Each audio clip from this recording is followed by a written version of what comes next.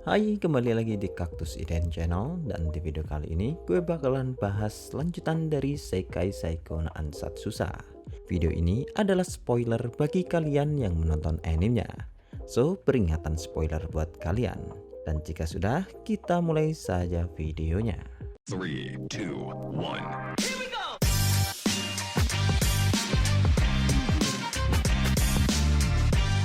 Cerita dilanjutkan ketika festival sudah berlangsung.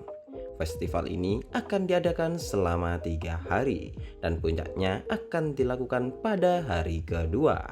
Alasan puncak tidak diadakan di hari ketiga supaya ada orang yang masih datang pada hari pertama. Sementara jika puncak diadakan di hari pertama, maka hari kedua dan ketiga pasti wisatawan akan berkurang. Jadi pemilihan hari kedua sebagai puncak acara adalah pemilihan yang tepat. Karena wisatawan pasti akan antusias untuk datang 1 hari sebelum puncak festival. Dan mereka masih akan tetap menginap ketika pada hari ketiga. Memahami perencanaan festival ini, Luke cukup kagum dengan kemampuan bisnis dari para petinggi Aramisme. Di hari pertama festival, Luke sekali lagi menyamar sebagai Ilik Balor. Dan tidak seperti biasanya, Noise dan Epona kali ini ikut jalan-jalan bersama Luke.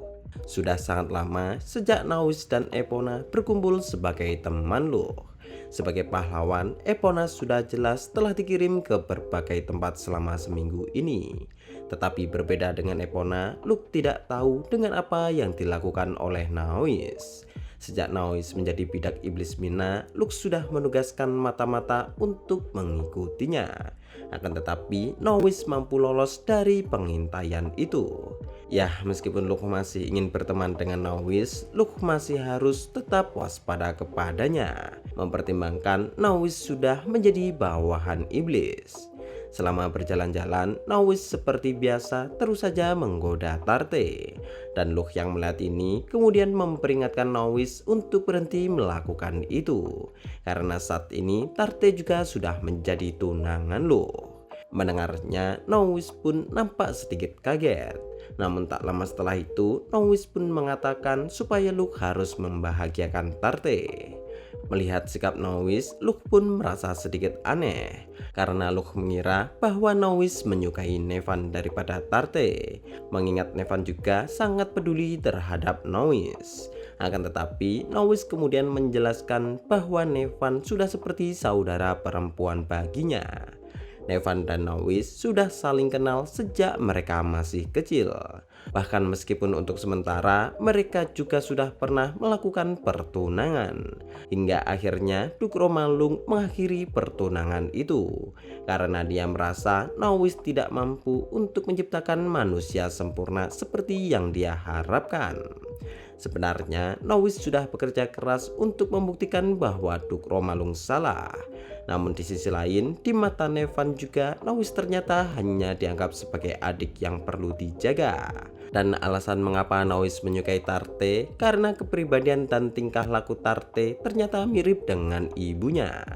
Noise tentu saja juga menyukai opai Tarte, tetapi alasan utamanya dia ingin membuat ayahnya kecewa dengan menikahi pembantu yang mirip ibunya. Sejak kecil, Noise telah dipandang sebagai sesuatu yang tidak berharga. Namun saat ini dia sudah tidak memperdulikan hal itu lagi, karena Noise telah menemukan apa yang dia inginkan. Dari kata-kata Noise, Luke merasakan kebencian yang cukup dalam. Namun Luke mengalihkan perhatian itu untuk segera menikmati festival saja, di mana mereka semua akan menghabiskan waktu sebagai teman sekelas. Kemudian cerita berpindah ke hari kedua festival, di mana hari ini Luke akan dinobatkan sebagai orang suci ke-8. Sejak pagi, Luke sudah melalui berbagai rentetan ritual yang cukup membosankan. Hingga akhirnya ketika matahari telah terbenam, acara penobatan akhirnya akan dilakukan. Sebagai calon orang suci yang ke-8, Luke diberikan seragam yang konon sudah diberkahi Dewi. Namun menurut Luke, seragamnya tidak memiliki sedikit pun aura Dewi dan hanya terlihat cukup mewah saja. Mendengar komentar Luke, dia sempat mengingatkan untuk tidak mengatakan itu. Dalam proses penobatan, Luke hanya diperbolehkan untuk membawa satu orang saja. Jadi Luke memilih dia untuk menemaninya. Sama seperti Luke, dia juga menggunakan seragam yang diberikan oleh gereja Aramisme. Sebenarnya dia merasa tidak enak dengan Tarte karena hanya dia yang menemani Luke kali ini. Terlebih, Luke selalu memilih dia jika memang harus membawa satu orang saja. Menanggapi dia sambil memeluknya, Luke pun mengatakan bahwa Luke sudah memberitahu Tarte dan Maha tentang Luke yang sangat mencintai dia. Dan mereka berdua nampaknya baik-baik saja dengan hal itu. Jadi Luke menyuruh dia untuk tidak perlu mengkhawatirkannya. Namun jika dia mau, Luke akan memilih Tarte jika ada pertemuan selanjutnya. Sebagai salah satu tunangan Luke, dia merasa tidak enak dengan yang lainnya. Tetapi di sisi lain, dia tidak ingin melepaskan hak istimewa sebagai wanita yang paling dicintai Luke. Kemudian tak lama setelah itu, Nevan dan Aram Karla masuk ke dalam ruangan tempat Luke dan dia. Melihat kemesraan antara mereka, Nevan pun menggoda Luke bahwa dia merasa cemburu. Tentu saja Luke mengabaikan godaan dari Nevan. Akan tetapi secara diam-diam Luke memberikan sinyal rahasia bahwa dia ingin berbicara dengan Nevan sendirian. Sinyal rahasia yang dilakukan oleh Luke adalah sinyal rahasia yang dipelajari oleh semua bangsawan Alvanian. Dan setelah menemukan waktu yang tepat, secara rahasia Luke pun akhirnya berbicara berdua bersama Nevan. Dan apa yang ingin dibahas oleh Luke ternyata adalah tentang Nawis. Sebagai teman, Luke memiliki firasat buruk tentangnya.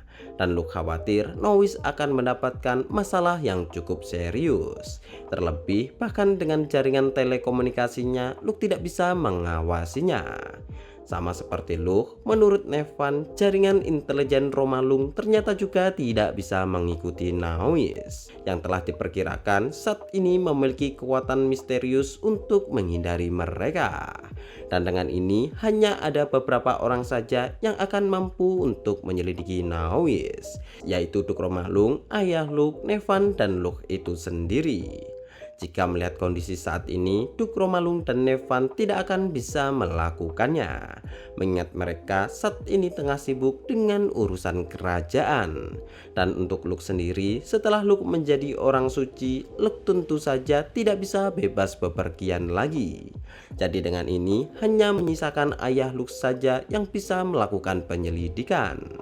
Keluarga Romalung bisa saja langsung menugaskan ayah Luke untuk segera melakukan penyelidikan kepada Nawis. Akan tetapi, Nevan bertanya kepada Luke apakah yakin akan hal ini. Karena bisa saja ayahnya Luke nanti mati saat melakukan penyelidikan. Keluarga tua Tade sudah siap mati untuk kepentingan kerajaan. Dan meskipun Luke khawatir, namun Luke masih percaya bahwa ayahnya tidak akan mati begitu saja. Kemudian tak lama setelah pertemuan Luke dengan Nevan, kini tiba saatnya bagi Luke untuk dinobatkan. Di atas panggung sudah ada Aram Karla yang mengenakan pakaian seperti kerudung pengantin. Dari auranya, Luke merasakan kekuatan dewi atau seperti kekuatan senjata ilahi. Di hadapan Aram Karla, Luke pun langsung berlutut untuk menerima penobatannya. Sementara Aram Karla memberikan sebuah kerudung sebagai bukti bahwa Luke adalah orang suci yang ke-8. Di mana saat penobatan telah dilakukan, banyak sekali sorakan dari ribuan penduduk yang sangatlah antusias.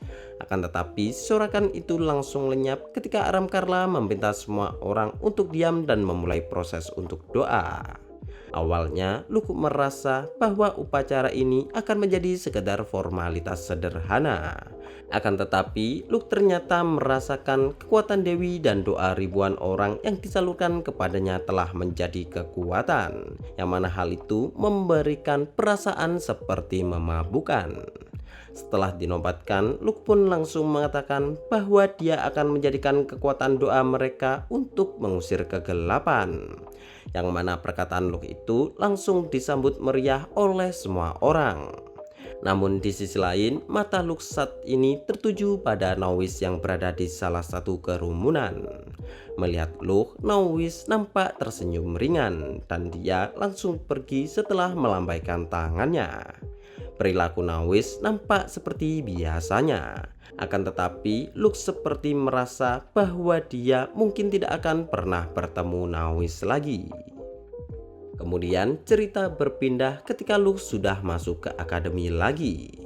Sejak festival selesai, Knowles ternyata benar-benar menghilang. Dan kini Luke hanya bisa menunggu kabar dari ayahnya untuk melakukan tindakan. Berbeda dari biasanya, sejak Luke menjadi orang suci ke-8, fokus semua orang menjadi ke arahnya. Bahkan di akademi, Luke terpaksa mengurung diri di kamar untuk menghindari perhatian. Selain itu, surat lamaran untuk Luke ternyata menjadi lebih banyak lagi. Seharusnya ketika berada di akademi, para siswa tidak diperbolehkan untuk menggunakan kebangsawannya untuk mendekati Luke. Ya, meskipun Luke sudah mengumumkan pertunangannya, namun para bangsawan nampaknya masih tetap tidak menyerah. Terlebih, dia Tarte dan Maha ternyata dianggap sebagai bangsawan kelas rendah, di mana mereka bertiga bisa saja dijadikan sebagai selir, atau masih ada kemungkinan pertunangan mereka dengan Luke bisa dibatalkan. Dia sebenarnya adalah putri dari bangsawan kelas atas, namun saat ini identitasnya sedang dirahasiakan. Jadi karena itulah Luke memperingati dia dan Tarte untuk lebih berhati-hati lagi, karena akan ada kemungkinan ada seseorang yang akan mencoba untuk melenyapkan tunangan Luke. Namun meskipun begitu, menurut dia dan Tarte, hal itu tidak perlu terlalu dikhawatirkan, mengingat tidak ada banyak orang yang bisa mengalahkan mereka berdua. Sebagai seorang individu, dia adalah seorang jenius dalam bidang sihir.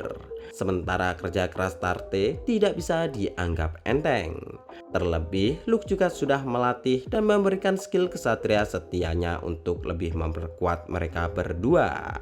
Jadi tidak berlebihan jika menjajarkan kekuatan mereka berdua sebagai salah satu 10 kekuatan terkuat di kerajaan.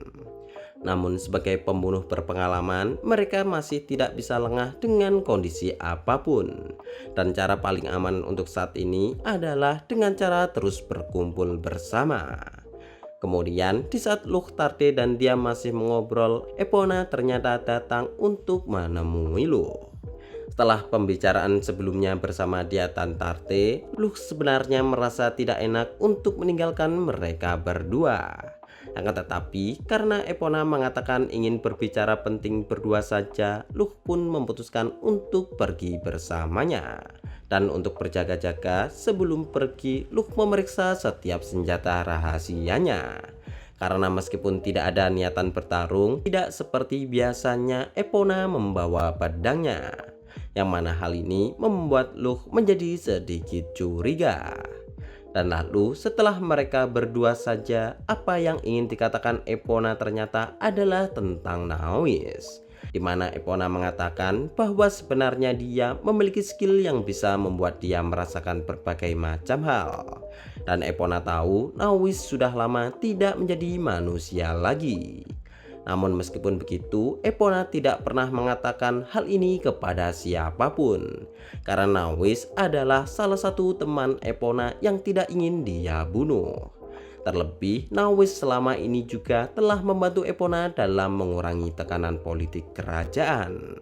Mendengar Epona, Luke pun mengatakan bahwa dia paham dengan perasaan Epona yang tidak ingin membunuh teman.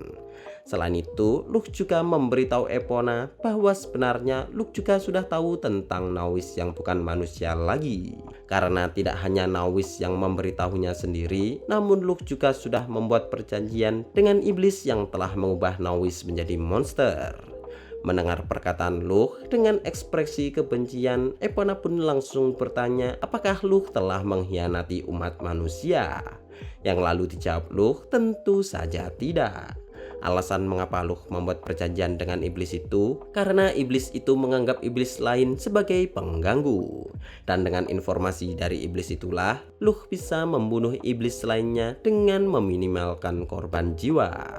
Selama ini Epona hanya mengetahui iblis babi dan dalang. Jadi Epona tidak terlalu paham dengan karakter dari beberapa iblis lain, seperti ada yang suka pamer hingga bersembunyi karena pengecut. Namun meskipun begitu, Epona masih tidak menyukainya. Bagi Epona, mengetahui iblis bisa seperti manusia malah akan membuatnya ragu untuk bertarung. Akan tetapi, Epona sudah berjanji untuk menjadi pedang yang melindungi umat manusia. Jadi dia akan terus bertarung. Selain itu, alasan mengapa Epona mengajak Luke berbicara berdua lainnya, ternyata Epona ingin latihan bertarung. Luke adalah satu-satunya orang di kerajaan yang mampu bertarung melawan Epona. Menurut Epona, sejak dia dikurung di ibu kota kerajaan, dia menjadi tidak berlatih, yang mana hal itu bisa membuatnya lupa akan bagaimana cara bertarung. Ya, meskipun begitu, Luke tahu bahwa sebenarnya Epona hanya ingin meluapkan rasa frustasinya saja. Epona memiliki skill yang memiliki efek menjadi gelisah jika sudah lama tidak bertempur. Dan hal inilah yang juga mempengaruhi kepribadian Epona ketika bertarung. Dan nampaknya kegelisahan Epona saat ini sudah hampir tak tertahankan. Ya, berbeda dengan Epona yang mengatakan sudah lama tidak berlatih, Luke sudah melatih kemampuannya setiap hari untuk memperoleh peningkatan senjata dan sihirnya. Dan menurut Luke juga, dia saat ini perlu untuk mencoba kemampuannya melawan pahlawan.